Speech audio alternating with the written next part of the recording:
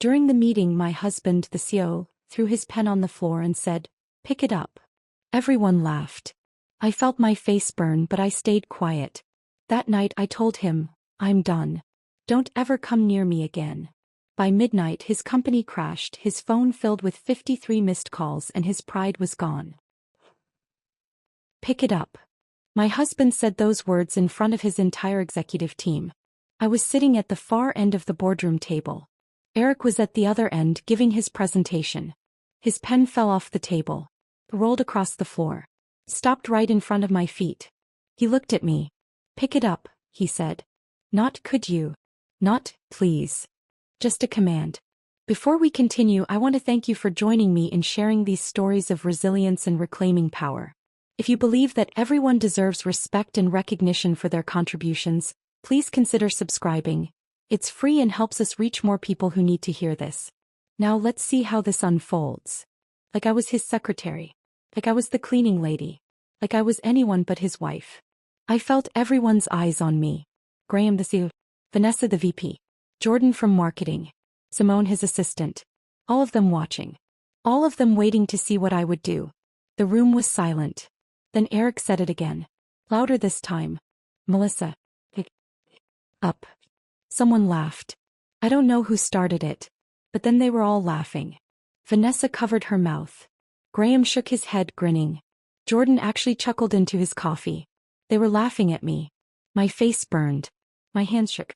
But I didn't cry. I didn't scream. I bent down. I picked up the pen. I walked to his end of the table. I placed it in front of him. "There you go," I said quietly. Eric took it without even looking at me. He went back to his presentation. Like nothing had happened. Like he hadn't just humiliated me in front of everyone. But I made a decision right then. That night I told him, "I'm done. Don't ever come near me again." By midnight his company started crashing. His phone filled with 53 missed calls. His pride was gone. This is the story of how one pen destroyed everything. I need to tell you how I became that woman. The woman sitting at the end of the table. The woman who picked up the pen. My name is Melissa Harrington. I'm 42 years old. I've been married to Eric for 6 years. 6 years of slowly disappearing. We lived in a penthouse apartment in Tribeca. 23rd floor. Floor-to-ceiling windows overlooking the Hudson River. The kind of place people see in magazines and think, that must be nice. It wasn't nice. It was lonely. Every morning I'd wake up at 6. Eric would already be in the shower. By the time I got dressed, he'd be gone. No goodbye. No kiss. Sometimes not even a text. I'd stand at those big windows with my coffee, watching the city wake up, watching other people start their days. And I'd wonder when exactly I stopped being Melissa and became Mrs. Eric Harrington. I used to have my own life, my own job, my own identity. I was a financial consultant in Boston. I was good at it. Really good. I helped small businesses reorganize their finances. I found investors. I created growth strategies. I had clients who trusted me, who respected me, who saw me as someone competent and valuable. Then I met Eric. It was 7 years ago. A real estate conference in Boston. He was giving a presentation about development opportunities in the Northeast Corridor. He was confident, charming, magnetic in that way some people are. After his talk, we ended up at the hotel bar. He bought me a drink. We talked for 3 hours. He told me about his company, Harrington Dynamics, about his vision to build residential and commercial properties across the East Coast, about how he wanted to create something that mattered. But he also told me his finances were a mess, that he was passionate about development but terrible with numbers, that he needed someone who understood the business side. "I need a partner," he said that night. "Someone who gets it. Someone smart." He made me feel seen, important, needed. We started dating a month later. He'd drive up to Boston on weekends. We'd have dinner, walk along the Charles River, talk about the future, our future. He asked me to marry him 10 months after we met. Small ceremony, just family and a few close friends. I didn't want anything big. I just wanted him. Wanted the partnership he promised. "We'll build this together," Eric said on our wedding night. We were in our hotel room. He was holding both my hands, looking right into my eyes. "Everything I do, you're part of it. We're a team now." Always. I believed him. For the first 2 years it felt true. I moved to New York. Started working with Eric full-time on Harrington Dynamics. The company was struggling when I came in. Debts everywhere. Poor cash flow. No real financial strategy. I fixed it. I restructured the entire accounting system. Identified areas where money was being wasted. Created new revenue projections. Built financial models that actually made sense. I also introduced Eric to people. Important people. Lawrence Brennan was a venture capitalist I'd worked with in Boston. He specialized in real estate investments. I convinced him to meet with Eric. 3 months later, Lawrence committed $25 million to Harrington Dynamics. That money funded Eric's first major expansion. Then there was Patricia Lowe. She was a city planner I'd met at a conference. Smart. Connected. She had relationships with every municipal office that mattered. I introduced her to Eric over dinner. He liked him. More importantly, she trusted me. 6 months later, when Eric needed permits fast-tracked for a development project, Patricia made it happen.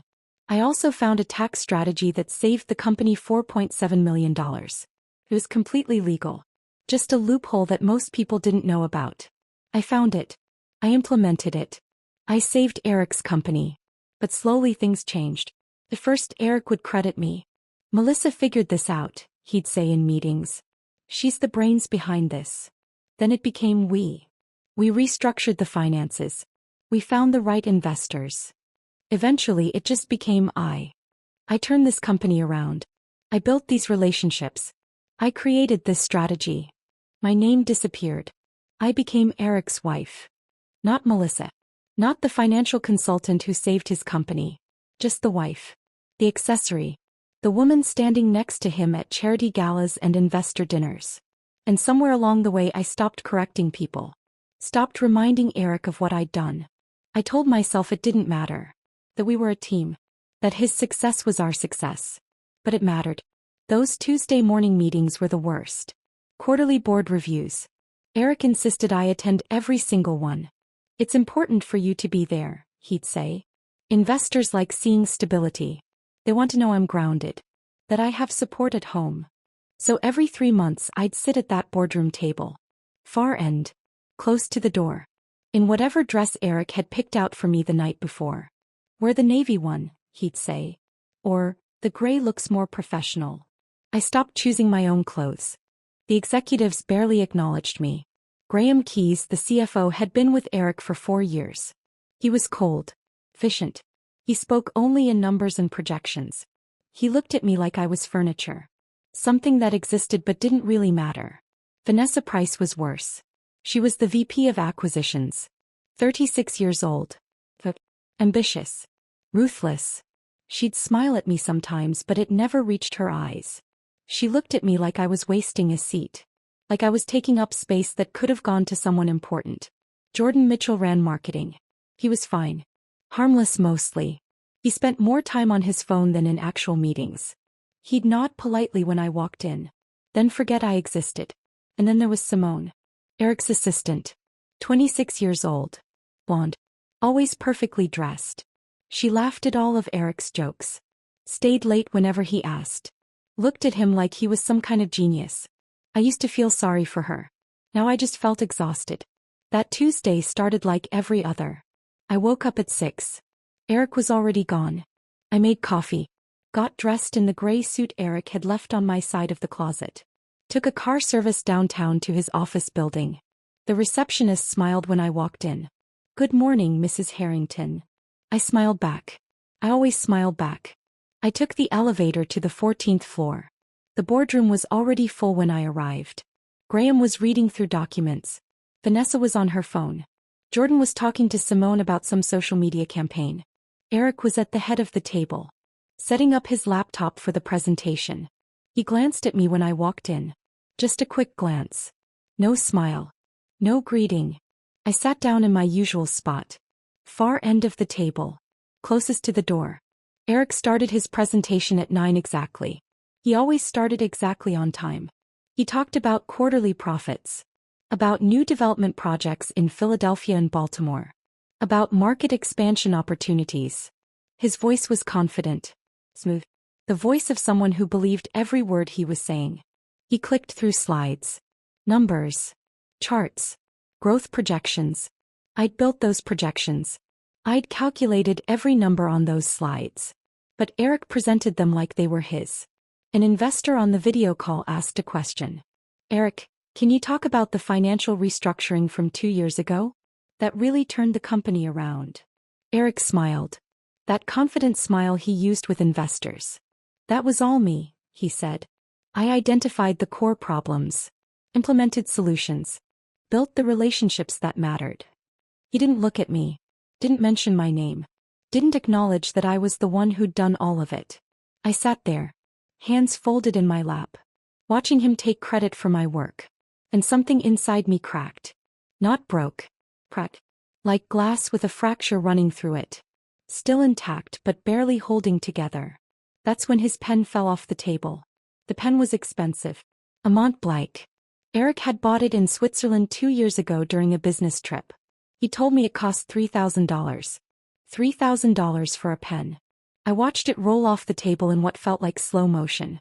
It tumbled through the air, hit the carpet with a soft sound, then rolled across the floor in a perfect straight line.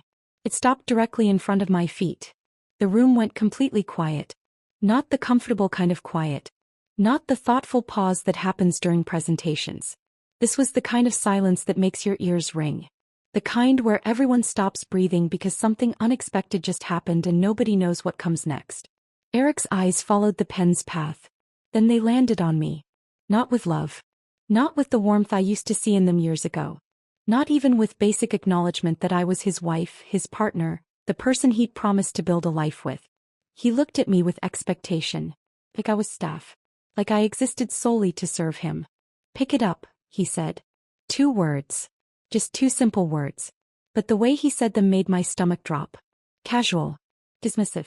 Like he was talking to someone whose job it was to clean up after him. I stared at him. This was my husband.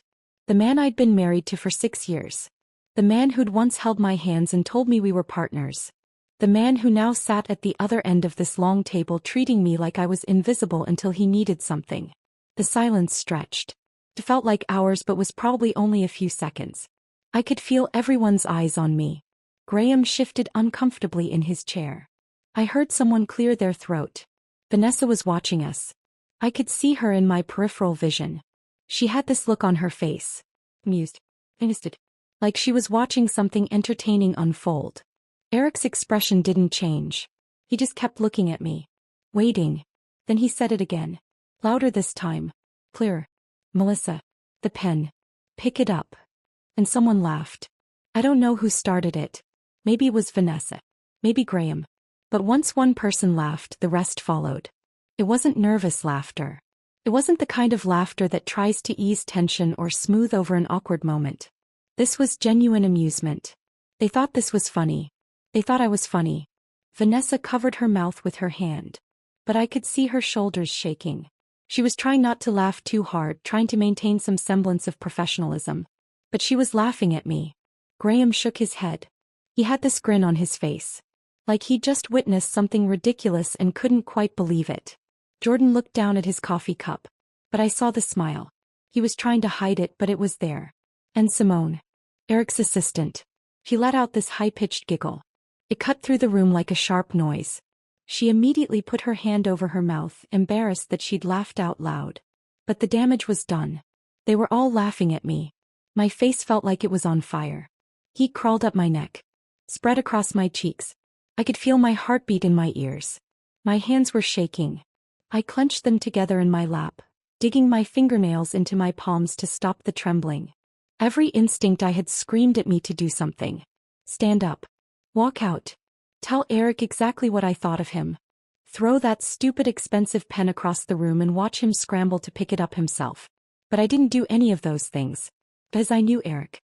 I knew exactly what he wanted. He wanted me to react. He wanted me to get emotional, to make a scene, to give him ammunition he could use later. He'd tell people I was unstable. Irrational. Couldn't handle pressure.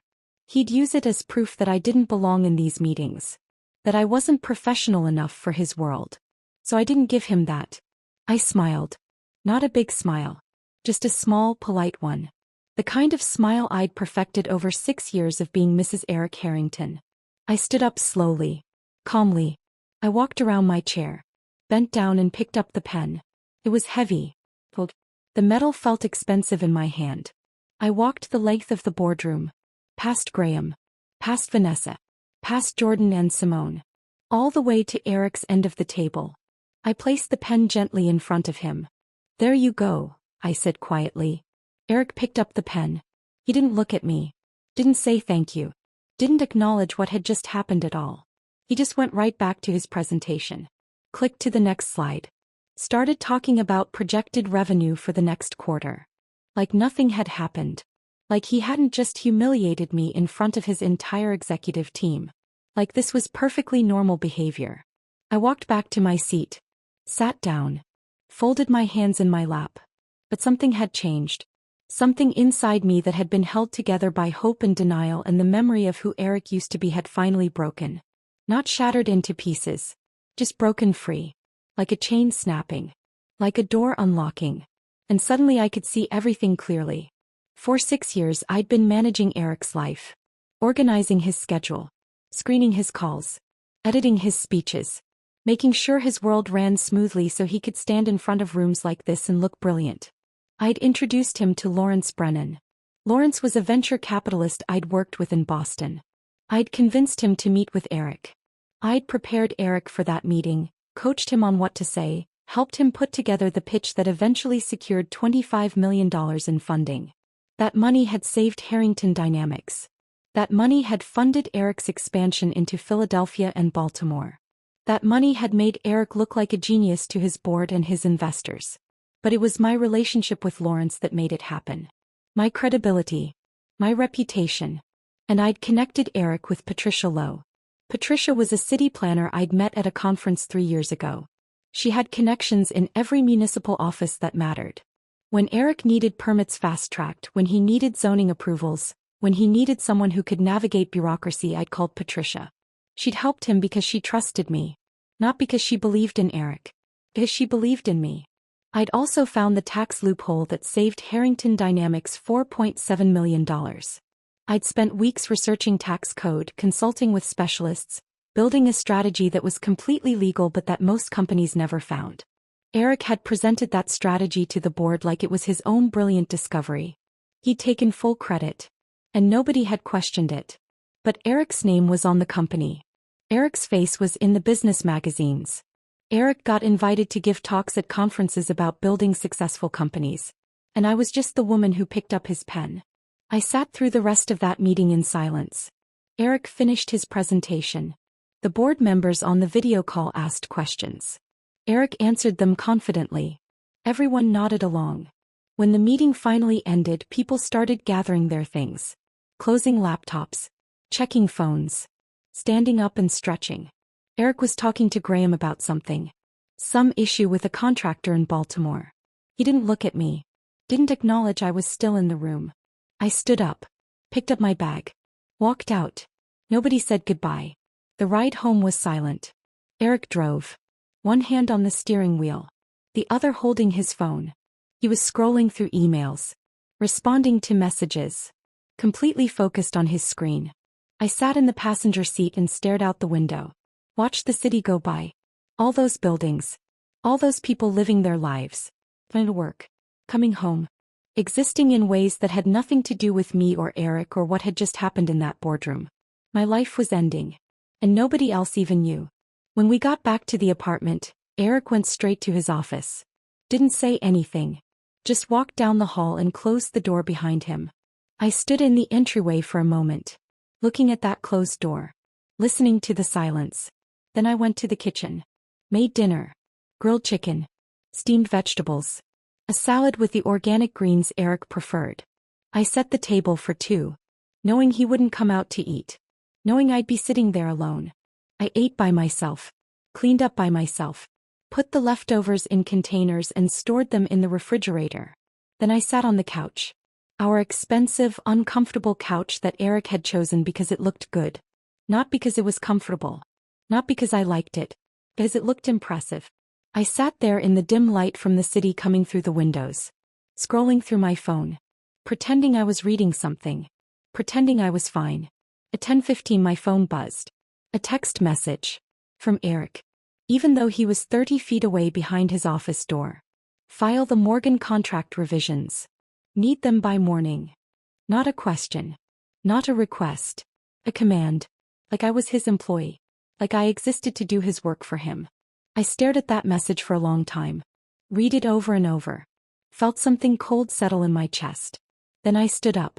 Walked down the hall. Knocked on his office door. Come in, he called. I opened the door. Eric was sitting at his desk. Laptop open. Papers spread out everywhere. He didn't look up when I walked in. I'm done, I said. He glanced up.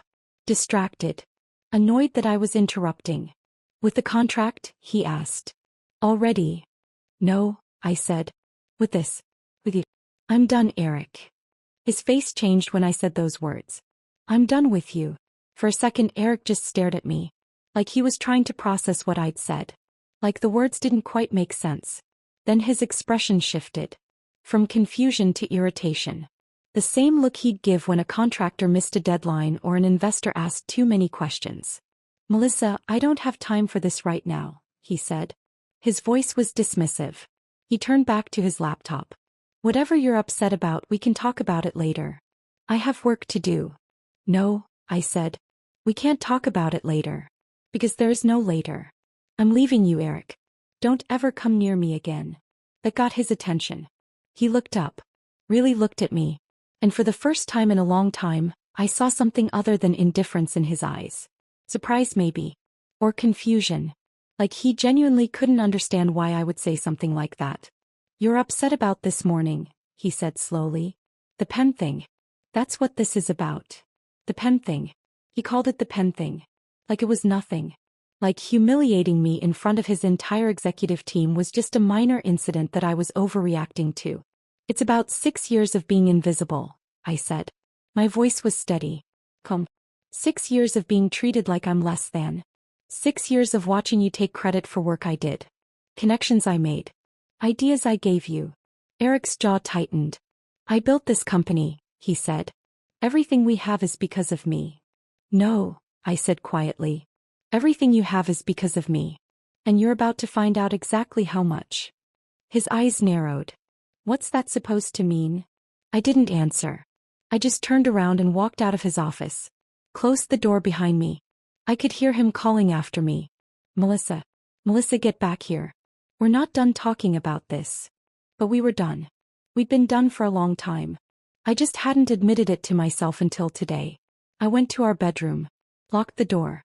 My hands were shaking. But not from fear. Not from sadness. From adrenaline. From energy. From something I hadn't felt in years. I felt awake. For 6 years I'd been sleepwalking through my life. Going through the motions. Pretending everything was fine. Telling myself that things would get better. That Eric would eventually see me again. Value me again. Treat me like a partner instead of an accessory. But he wouldn't. He never would. Because to him I wasn't a person anymore. I was just part of the machinery that kept his life running smoothly. And I was done being that. I went to my closet.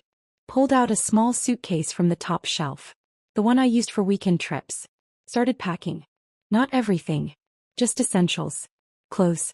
Toiletries. The things I'd need for a few days. Then I went to my desk.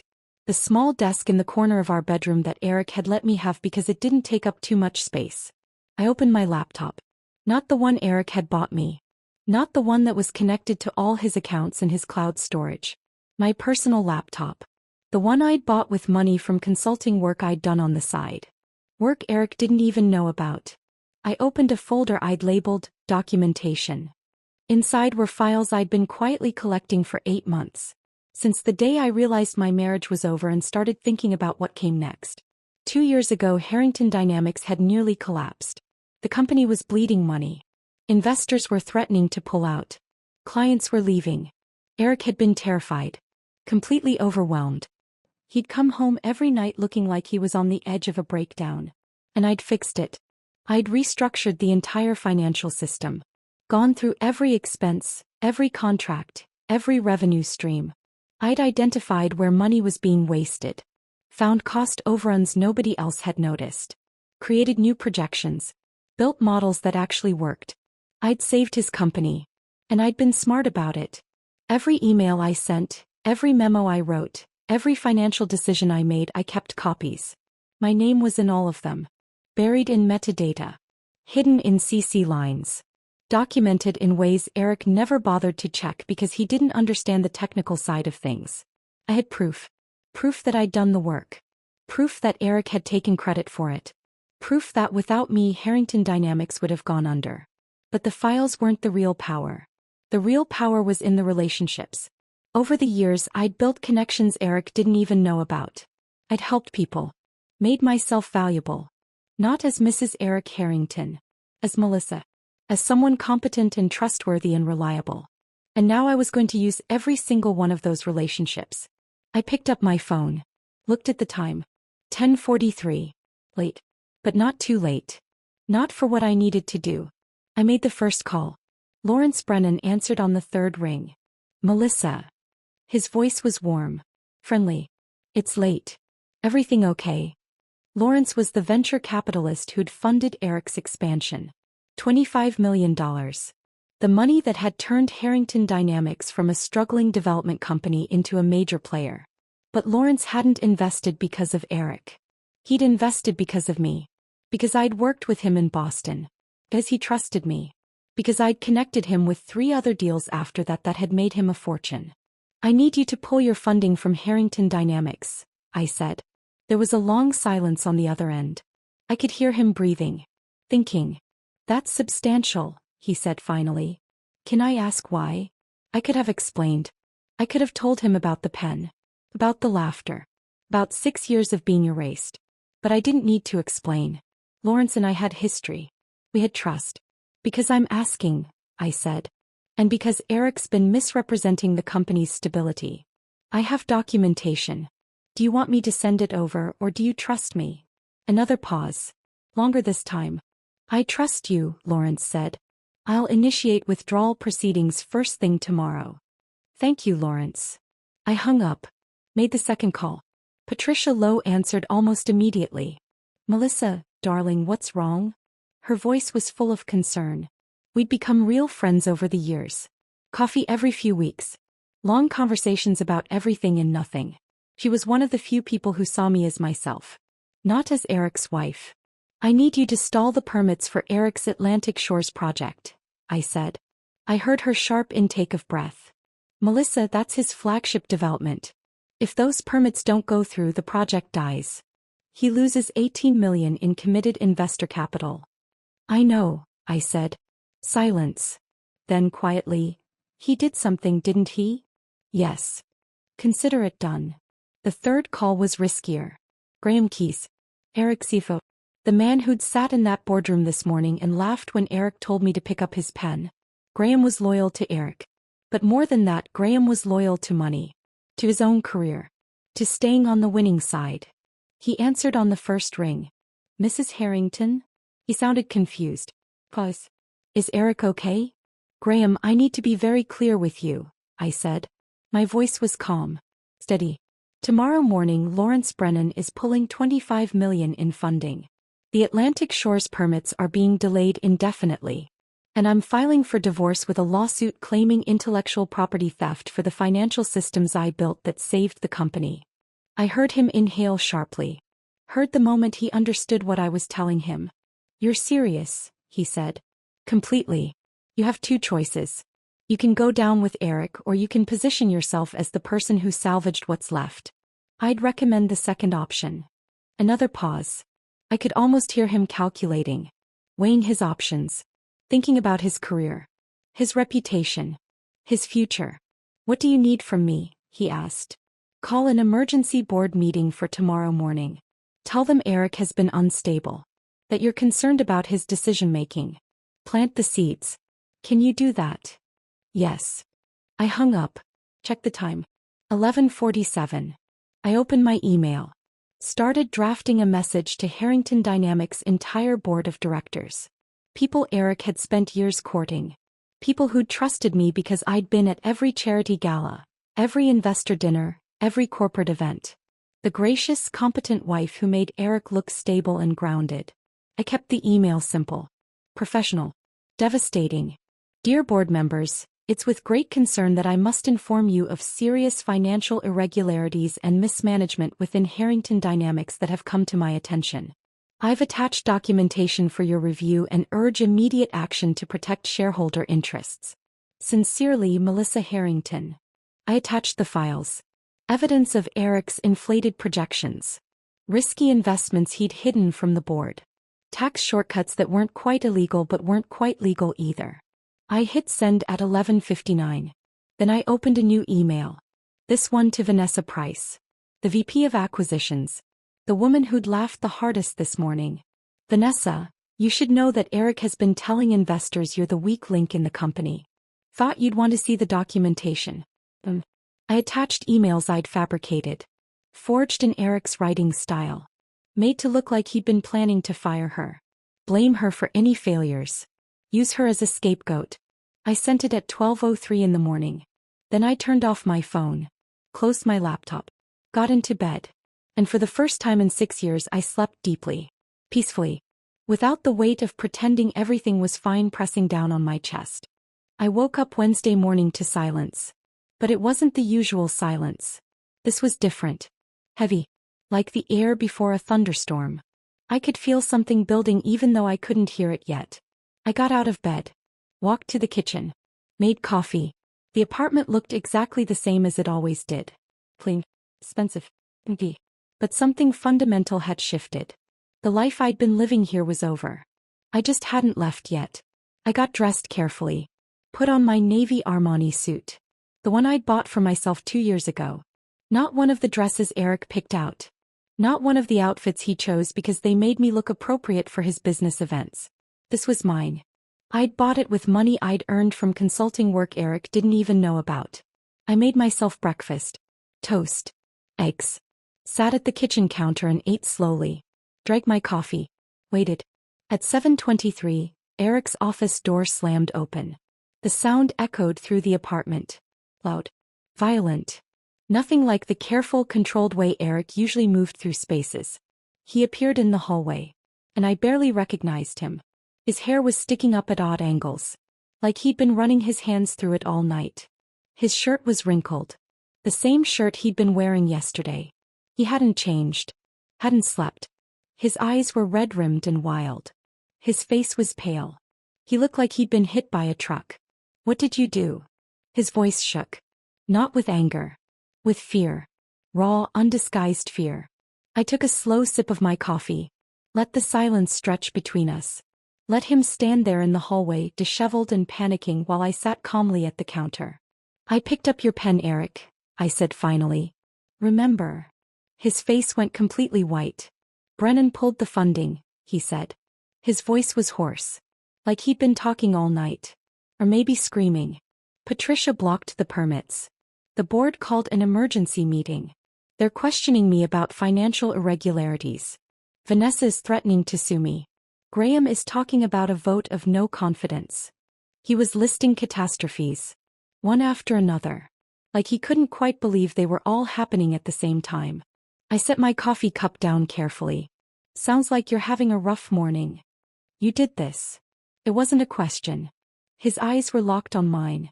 Desperate. Searching for some sign that this was a mistake. That I'd fix it. That I'd save him like I always had. I didn't do anything, I said calmly. I just stopped holding everything together. Turns out without me your empire is made of paper. His phone started buzzing on the desk in his office. We could both hear it from where we were. Loud. Insistent. It didn't stop. Just kept buzzing and buzzing. Eric looked toward his office. Then back at me. His face was doing something strange. Crumpling. Like he was finally understanding what was happening. He walked quickly back to his office. I heard him pick up his phone. Heard him make a sound. Something between a gasp and a groan. He came back to the hallway. Holding his phone. Staring at the screen.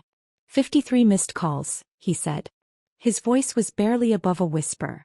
You should probably answer those, I observed. Though I doubt any of them are good news. He just stood there. Looking at me. Really looking at me. Like he was seeing me for the first time in years. You can't do this, he said. We built this together. No, I corrected. My voice was calm. Steady. I built it. You took credit. There's a difference. His mouth opened. Closed. He looked like he wanted to say something. Argue. Defend himself. But nothing came out. The apartment intercom crackled. The doorman's voice came through. Professional. Careful. Mr. Harrington, there are 2 gentlemen here from the Securities and Exchange Commission. They're asking to speak with you. Should I send them up? Eric's face lost what little color it had left. I picked up my purse from the counter. Walked toward the door. Where are you going? Eric's voice cracked. I panicked. I turned back one last time. Looked at him standing there in the hallway.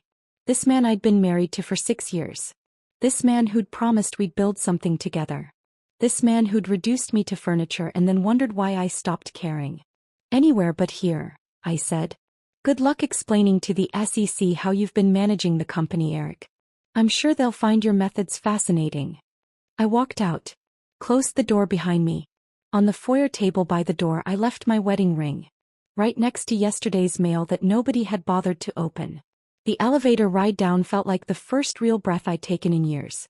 Like I'd been underwater and finally broke the surface. When I got to the lobby, 2 men in dark suits were waiting by the doorman's desk. CC investigators. They looked exactly like you'd expect. Professional. Serious. Carrying briefcases. They glanced at me as I walked past. Didn't recognize me. Why would they? I was just some woman leaving the building. Nobody important. I walked out onto the street. The morning air was cool. Clear. The city was already awake. People rushing to work. Cars honking. The normal chaos of a Wednesday morning. And I was free. I spent the rest of that day at a small coffee shop 3 blocks from the apartment. Sat in the back corner with my laptop. Watched the news unfold on my phone. By 10 in the morning, financial blogs were reporting that Harrington Dynamics was in crisis. Major venture capital withdrawal. Permits blocked on flagship development. Emergency board meeting called. Stock dropping. By noon, major investors were putting out statements. Distancing themselves from Eric. Expressing concern about management practices. Protecting their own reputations.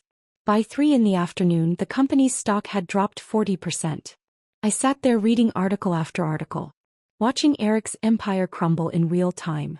And I waited to feel guilty. Waited for regret to hit me. Waited to feel like I'd done something terrible. But all I felt was relief. That evening I checked into a hotel. Nothing fancy.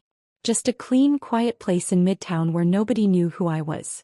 The kind of hotel business travelers use. Anonymous. Forgettable. I ordered room service. Took a long bath. Got into the clean white sheets and slept for 12 hours straight.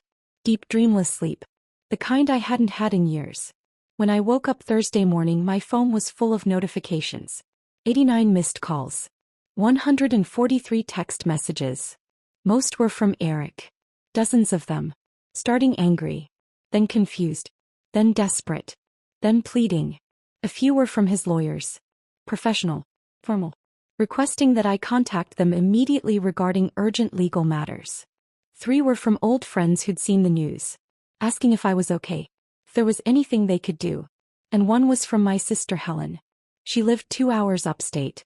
We talked every few weeks. She'd never liked Eric. Had told me years ago that something felt wrong about my marriage. I hadn't listened. Her text was simple. I saw the news. Are you safe? Call me. I called her. I'm fine, I said when she answered. Better than fine, actually. Helen was quiet for a moment. I could hear her breathing. Processing. What did he do, Mel? She asked finally. He forgot I was a person. Good for you, Helen said. Her voice was firm. Proud. Come stay with me for a while. You shouldn't be alone. I thanked her. Told her I would. But not yet. I had one more thing to do. That afternoon I went back to the penthouse. I knew Eric would be at his emergency board meeting. Trying to salvage what was left of his company. Trying to explain how everything had fallen apart so quickly. The doorman looked at me when I walked in. His expression was careful.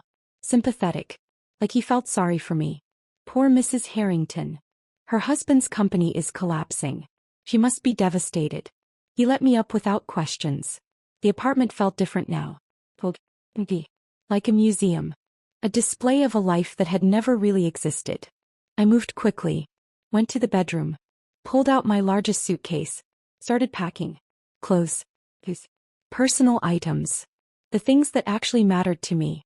I left behind everything Eric had bought. All the designer dresses. The expensive jewelry. The accessories that were meant to make me look appropriate for his world.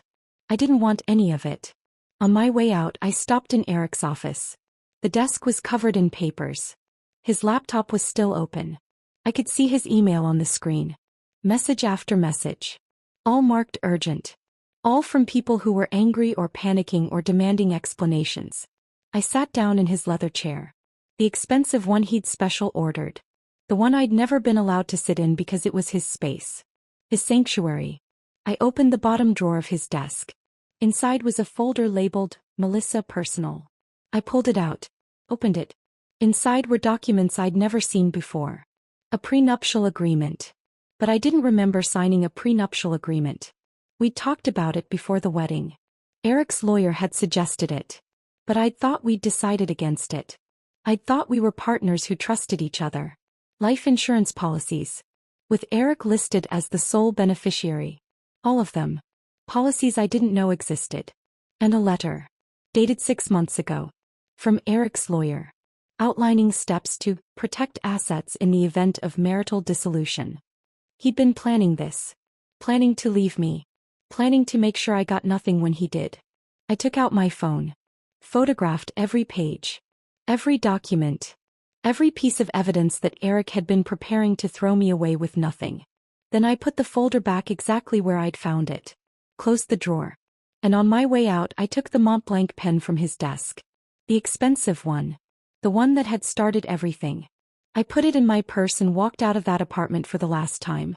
The next 2 weeks moved in a strange rhythm. Days felt both endless and impossibly fast. I'd wake up in my hotel room. Check my phone. See dozens of new messages. Lawyers. Reporters. People I hadn't spoken to in years suddenly wanting to know if I was okay. I hired a lawyer. Her name was Rebecca Cross. She came highly recommended by Lawrence Brennan. The kind of woman who didn't waste time on pleasantries. We met at her office in Manhattan the Friday after everything started falling apart. She had the documents I'd sent her spread across her conference table. Financial records. Emails. Contracts. She'd been going through them for 2 days. This is airtight, she said without preamble. Eric Harrington has been taking credit for work you did. Using connections you made. Building a company on your labor while keeping you completely off the paperwork. We can prove intellectual property theft. Financial exploitation. Potentially fraud. What about him? I asked. What happens to Eric? Rebecca looked at me carefully. He's finished. The board suspended him this morning. Pending investigation. Graham Keyes called an emergency meeting yesterday. Voted 7-2 to remove Eric from active leadership. I felt something settle in my chest. Not quite satisfaction. Just confirmation that what I'd set in motion was working. Vanessa Price went to the press, Rebecca continued. She's claiming workplace toxicity. Financial mismanagement. She's furious about emails she received that made it look like Eric was planning to fire her. I kept my face neutral. Said nothing. Rebecca smiled slightly.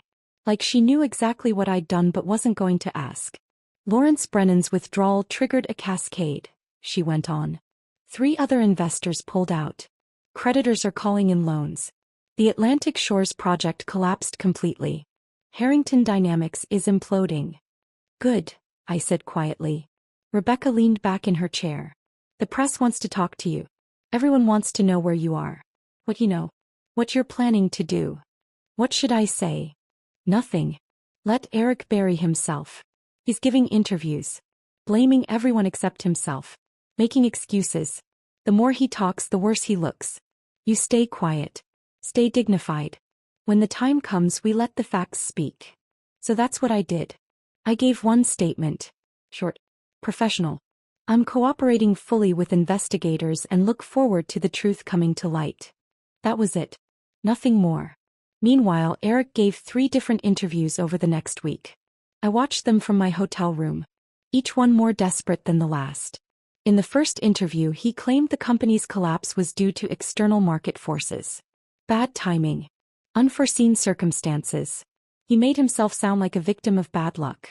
In the second interview, he started blaming specific people. Graham had mismanaged finances. Vanessa had made poor acquisition decisions. The investors had panicked unnecessarily. By the third interview, he looked terrible. Unshaven. Exhausted.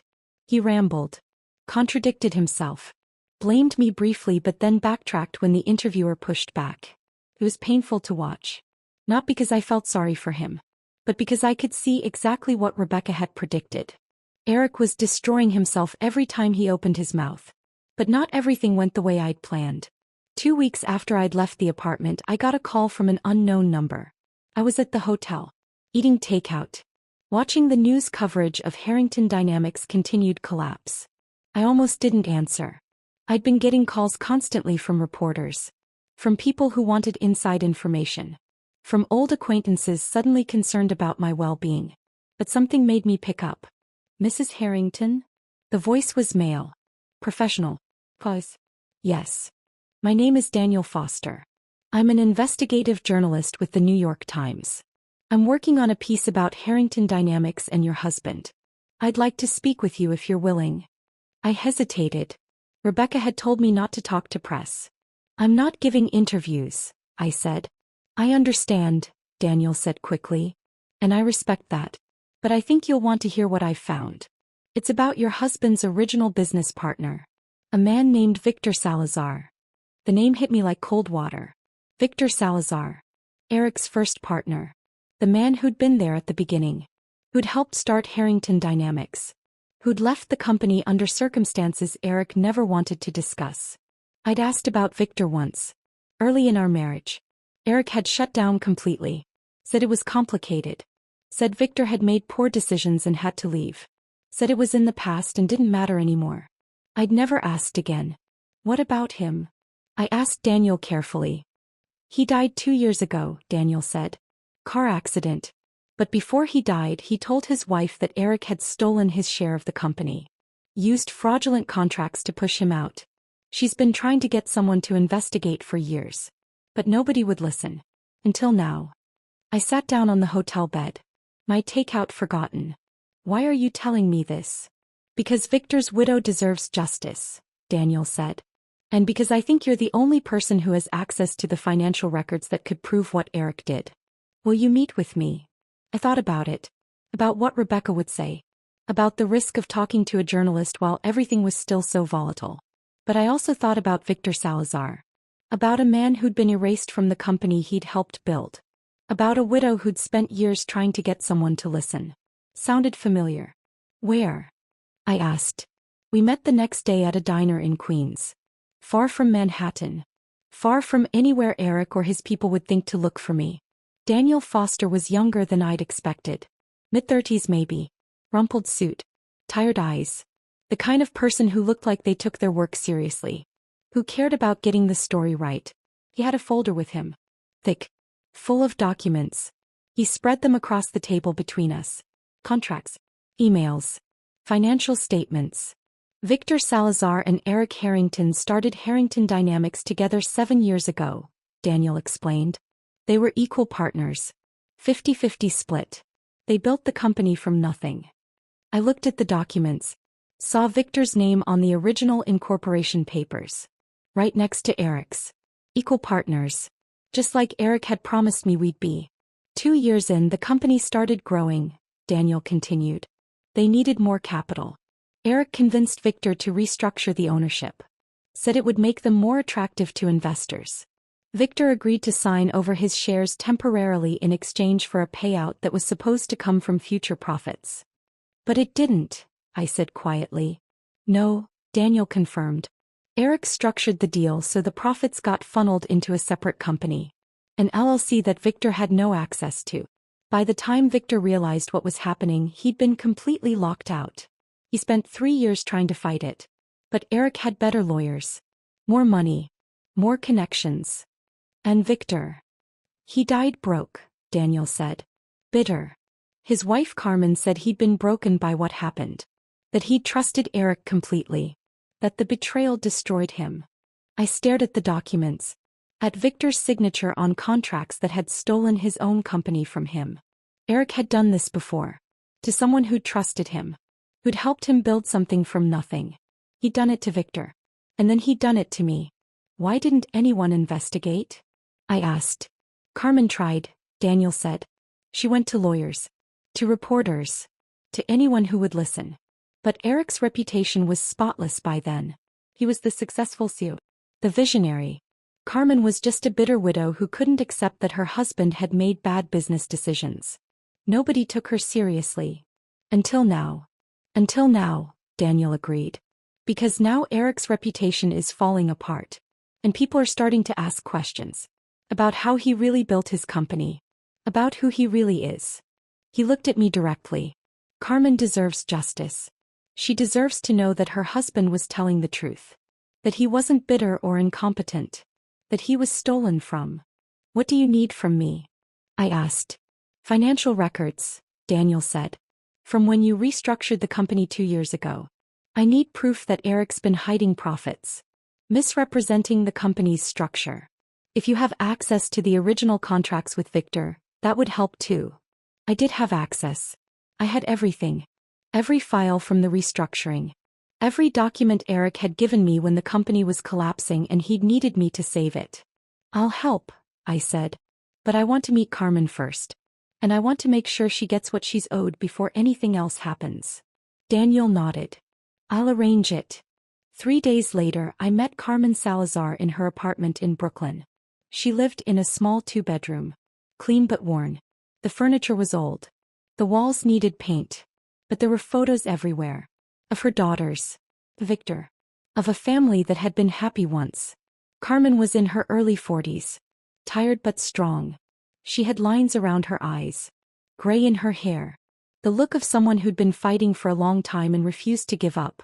When I told her I had documents that could prove what Eric had done to Victor, she cried. Not happy tears. Not relief. Just exhaustion.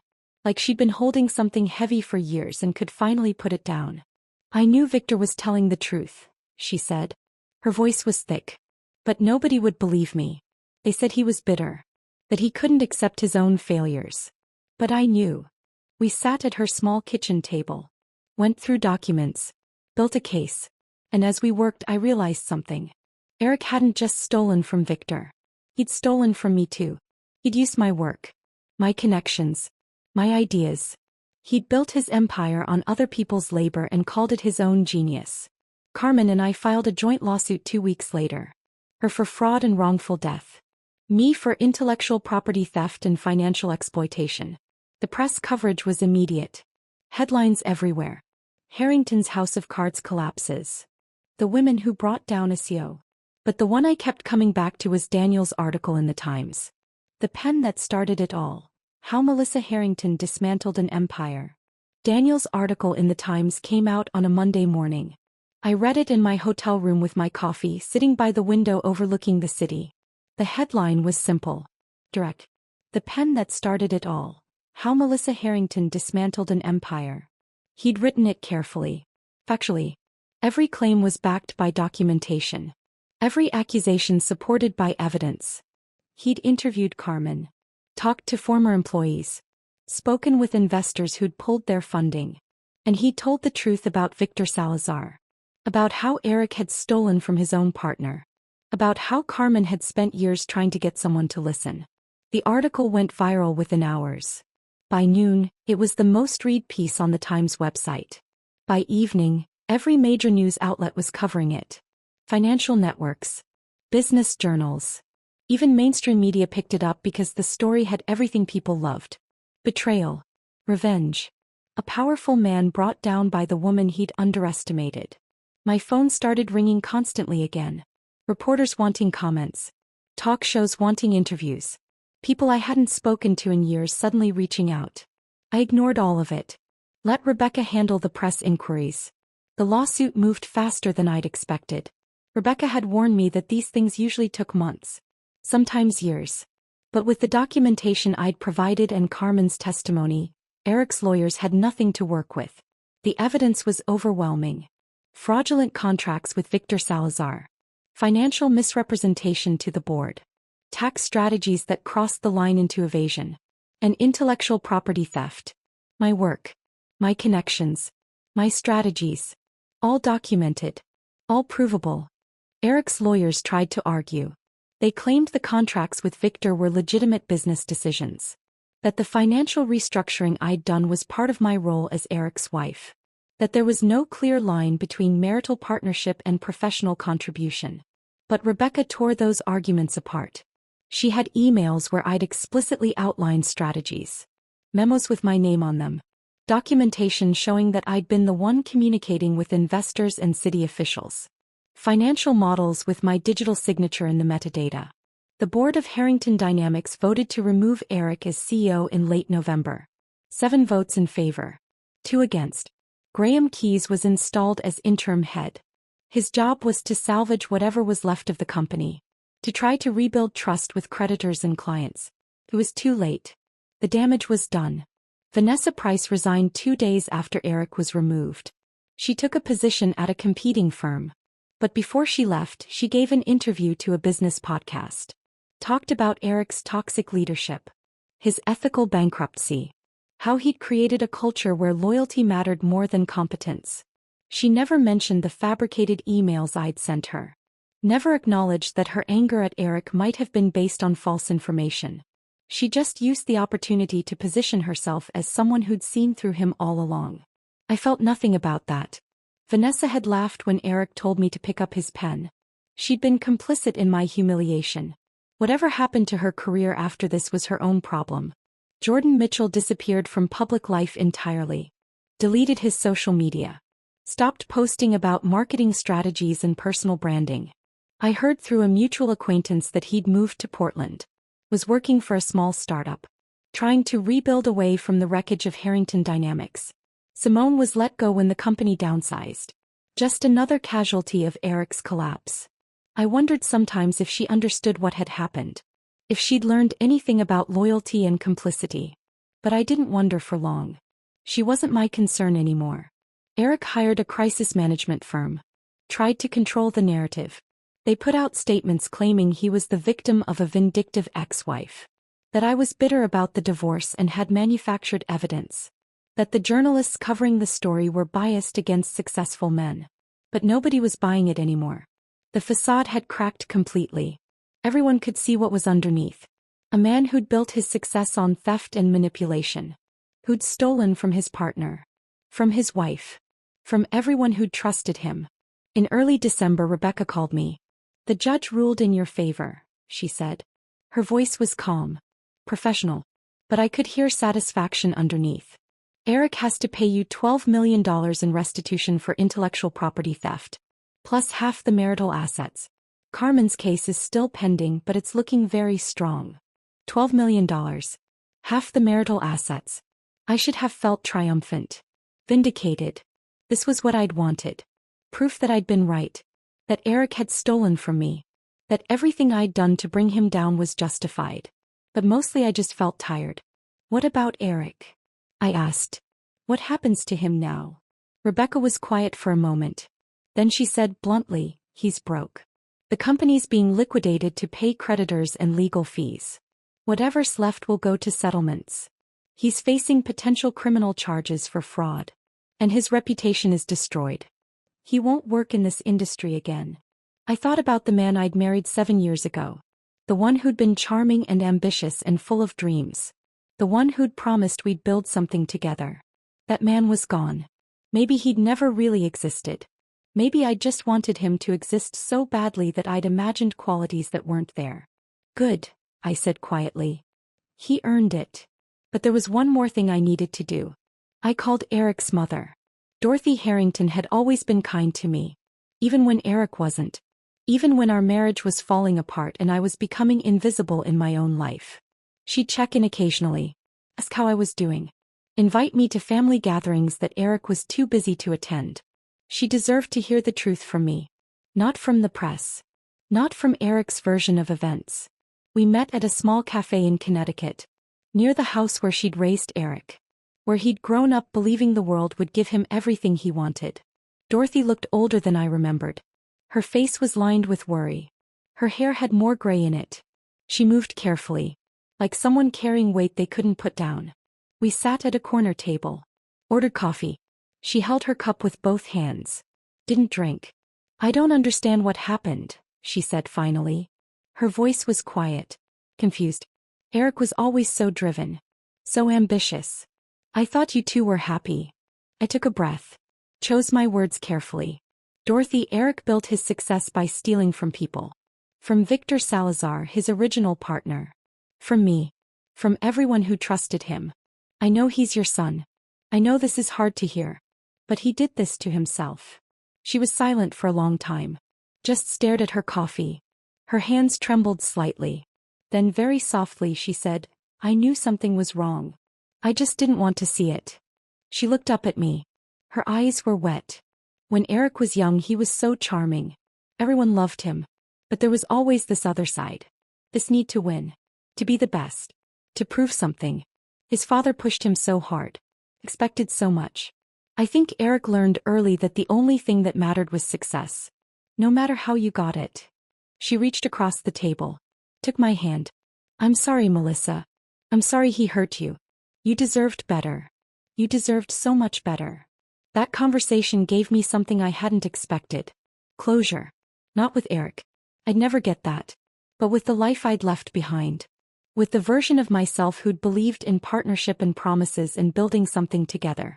Dorothy and I stayed in touch after that. She'd call every few weeks. Check in. We'd talk about small things. Books we were reading. Shows we were watching. Normal things that had nothing to do with Eric or lawsuits or collapsed empires. She became an unexpected ally. Someone who understood the complicated grief of losing someone who was still alive but completely unrecognizable. By January everything was finalized. Carmen received $8 million. Enough to pay off her mortgage. To secure her daughter's college educations. To honor Victor's memory by proving he'd been telling the truth all along. I received my restitution. $12 million. Plus half of what Eric and I had accumulated during our marriage. Which wasn't much after the legal fees and the company's liquidation. But it was enough. I filed for divorce. The paperwork was straightforward. Eric didn't fight it. Didn't contest anything. Just signed where his lawyer told him to sign. He'd moved out of the penthouse. Into a small apartment in New Jersey. I heard through mutual acquaintances that he was working as a consultant for a mid-level real estate firm. Making maybe a tenth of what he used to make. His face had disappeared from magazines. From conference stages. From business news. He'd become ordinary. Forgettable. Just another person trying to make a living. Me. I started planning my next chapter. I didn't know exactly what it would look like yet. But I knew one thing with absolute certainty. It would be mine. Fully. Completely. Unmistakably mine. No one would take credit for my work. No one would reduce me to an accessory. No one would make me invisible ever again. The Mont Blanc pen still sat on the desk in my hotel room. I looked at it sometimes. This expensive object that had started everything. I kept it. Not as a trophy. But as a reminder. A reminder that small moments of disrespect can break everything. That the person everyone underestimates might be the one holding all the power. And that sometimes, picking up the pen is the last thing you'll ever do for someone who doesn't deserve you. In February I moved out of the hotel and into a small apartment in Brooklyn. Nothing like the Tribeca penthouse. This place had old hardwood floors that creaked. Windows that looked out onto a tree-lined street instead of the Hudson River. A kitchen where I could actually cook instead of just heat up takeout. It was mine. Really mine. I'd signed the lease myself. Paid the deposit with my own money. Chose the furniture because I liked it, not because it looked impressive. For the first time in 6 years I was building a life that belonged to me.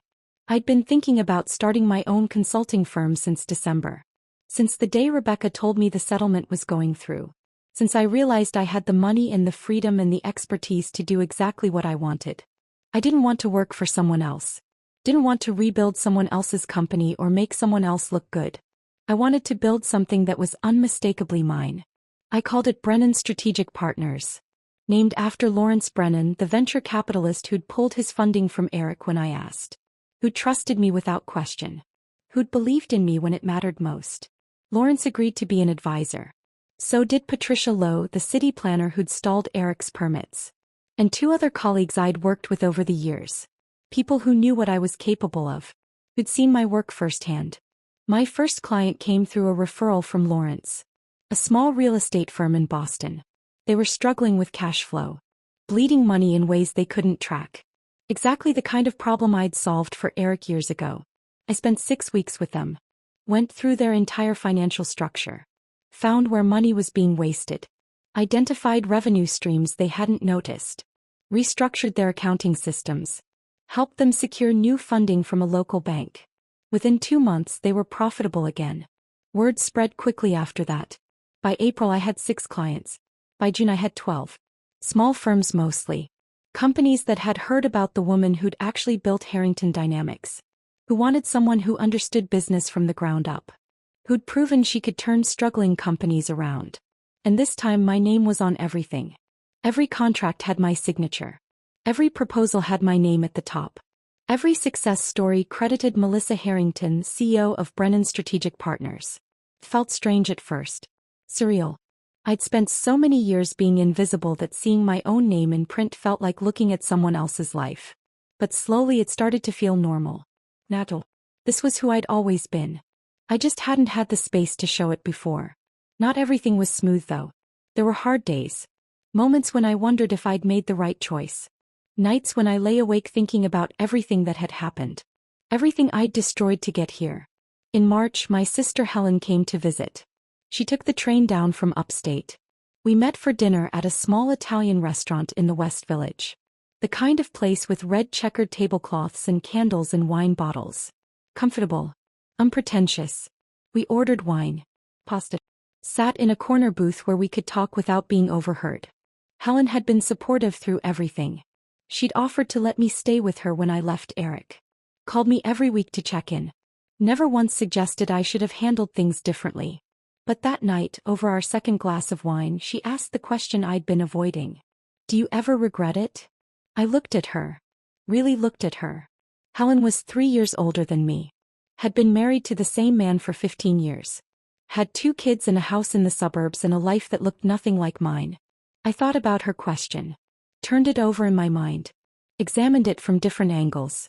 I regret marrying someone who didn't see me, I said finally. But I don't regret leaving. And I don't regret what I did to his company. He built it on lies and stolen work. All I did was stop propping it up. Helen nodded slowly. You know people are going to judge you, right? They're going to say you were vindictive. That you destroyed him out of spite. Let them, I said. I know the truth. The people who matter know the truth. That's enough. But Helen's words stayed with me after she left. Because she was right. Some people did judge me. A few old friends stopped calling. People I'd known for years who suddenly became too busy to meet for coffee. Who stopped responding to messages. Who clearly didn't want to be associated with the scandal. Some business contacts distanced themselves too. Uncomfortable with the mess. With the lawsuits and the press coverage and the very public destruction of Eric's reputation. But for every person who turned away, 2 more reached out. Women mostly. Who'd been in similar situations. Who'd been overlooked at work. Undervalued by partners. Erased from their own accomplishments. They saw my story and recognized their own. They reached out to tell me they understood. That they'd been there too. That seeing someone finally fight back had given them courage to do the same. One of those women was Irene Callahan. She emailed me in March. Said she'd read Daniel's article in the Times.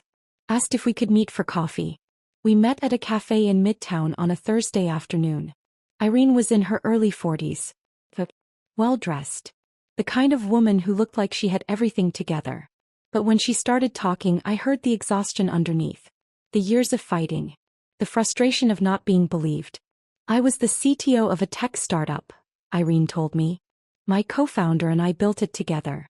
I designed all the core technology. The algorithms. The user interface. Everything that made the product work. But he was the face of the company. The one who talked to investors and did the press interviews. She paused. Took a sip of her coffee.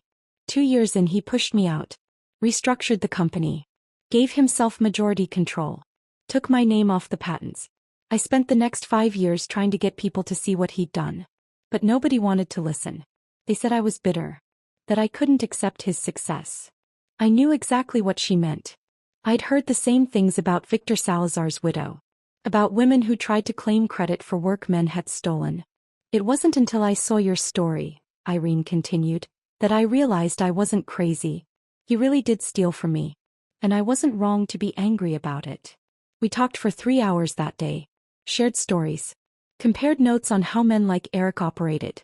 How they took and took and took while making you feel like you should be grateful they let you be part of their success. Irene and I became friends after that. Real friends. The kind who understood each other without explanation. In May, I asked her to join Brennan Strategic Partners as a partner. She brought her own clients. Her own expertise in technology and startups. Her own story of resilience. Together we started building something bigger than either of us could have built alone. We didn't just solve business problems. We actively sought out women and marginalized founders who'd been erased from their own success stories. Who'd had their work stolen. Their contributions minimized. Their names removed from the narrative. We helped them document their contributions. Reclaim their credit. Tell their stories in ways that couldn't be ignored or dismissed. By summer we'd worked with 7 founders. Helped them get their names back on patents. Negotiate better equity splits. Secure proper recognition for work they'd actually done. It felt like justice. Not just for me.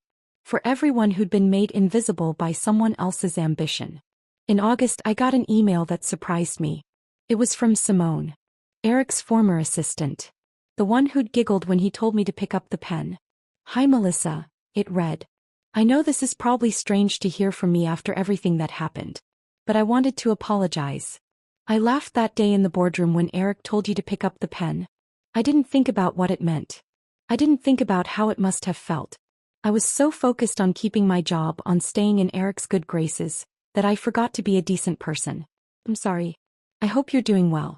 You deserve better than what he gave you." I stared at the email for a long time. Part of me wanted to delete it. To ignore her. To let her sit with her guilt and her belated understanding. But another part of me, the part that was slowly learning to let go, decided to respond.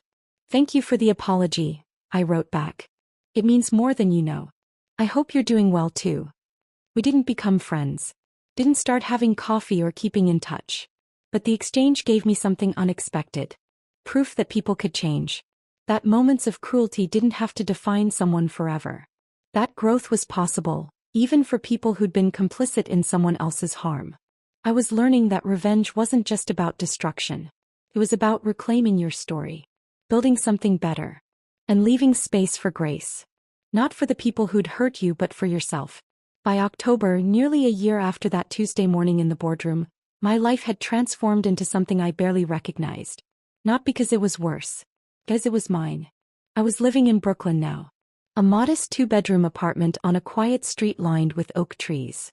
Nothing like the Tribeca penthouse with its floor-to-ceiling windows and expensive emptiness. This place had character. The hardwood floors creaked when you walked across them. The radiator clanked in the mornings. The kitchen was small but functional. I actually cooked there. Made breakfast. Tried new recipes on weekends. I'd painted the walls colors I liked. Soft blue in the bedroom. Warm gray in the living room. Put up artwork that meant something to me instead of pieces chosen because they looked impressive. The furniture was comfortable. Lived in. The kind of couch you could actually sit on without worrying about ruining something expensive. I had a small office in the 2nd bedroom. Desk by the window. Bookshelves filled with actual books I'd read, not leather-bound collections bought by the foot to look educated. And a balcony. Small. Just big enough for a chair and a small table. I drank my coffee there every morning. Watched the neighborhood wake up. Watched people walk their dogs and kids wait for the school bus, and life happen in small, ordinary ways that felt more real than anything I'd experienced in the penthouse. Brennan Strategic Partners was thriving. We had 15 clients now. A small team of 4 employees working with Irene and me. We'd moved into an actual office space. Nothing fancy. Just a practical space in a building near Union Square where we could meet with clients and work without being scattered across different apartments. We had a reputation now. For excellence. For integrity. For being the firm that actually gave credit where it was due. I was getting invited to speak at conferences. Business schools wanted me to talk to their students about entrepreneurship and resilience. Publications asked me to write articles about leadership and partnership and what it really takes to build something that lasts.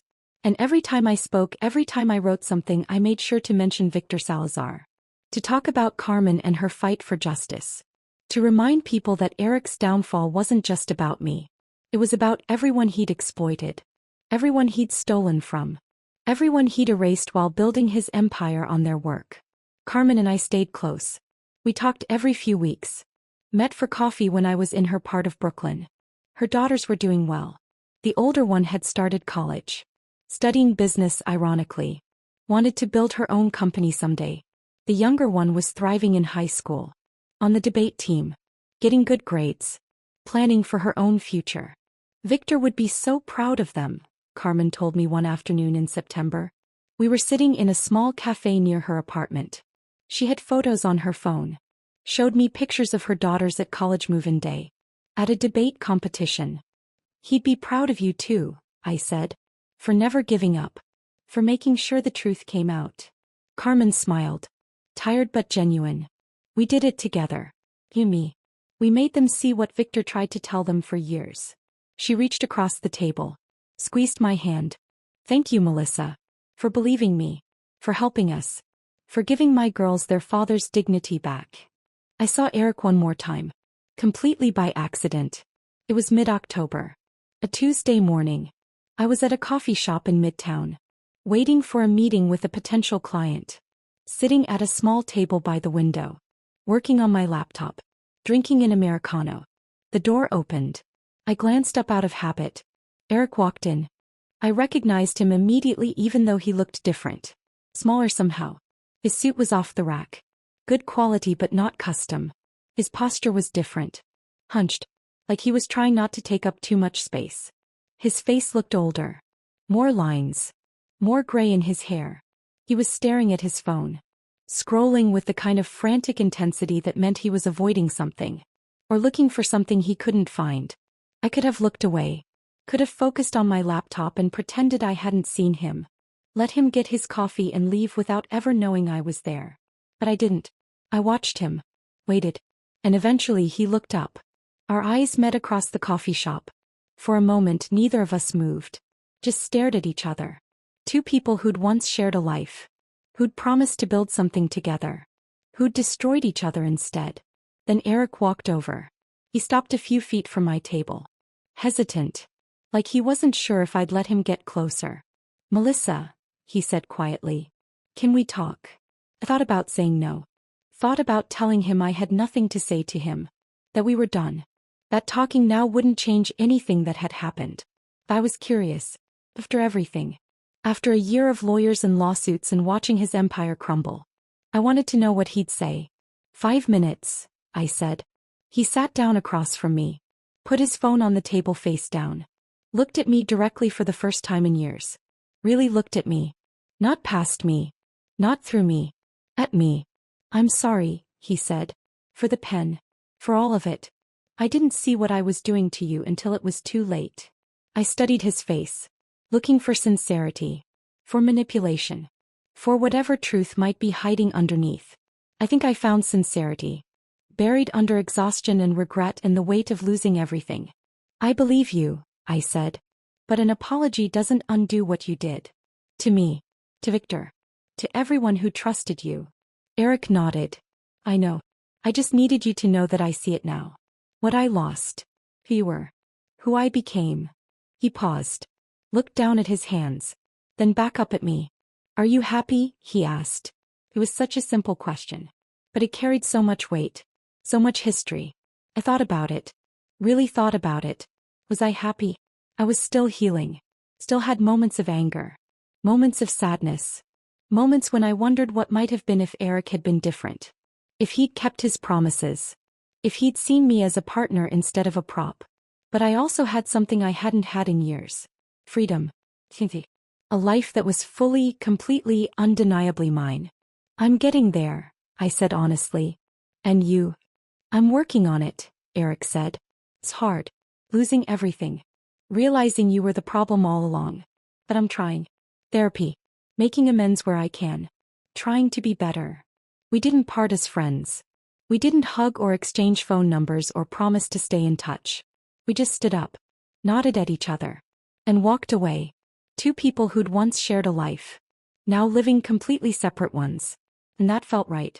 Eric wasn't my responsibility anymore. His redemption, if it came, was his to earn. His journey to take.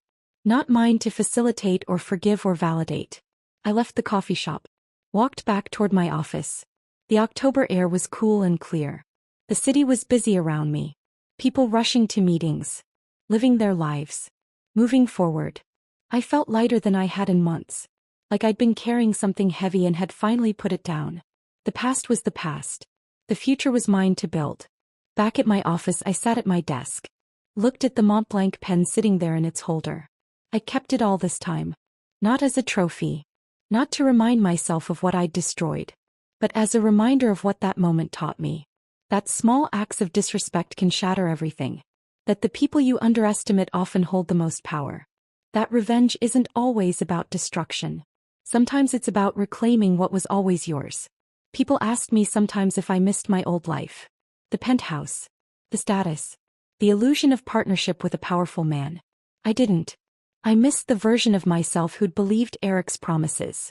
The woman who'd thought love meant making yourself smaller. Who'd thought partnership meant doing all the work while someone else took all the credit.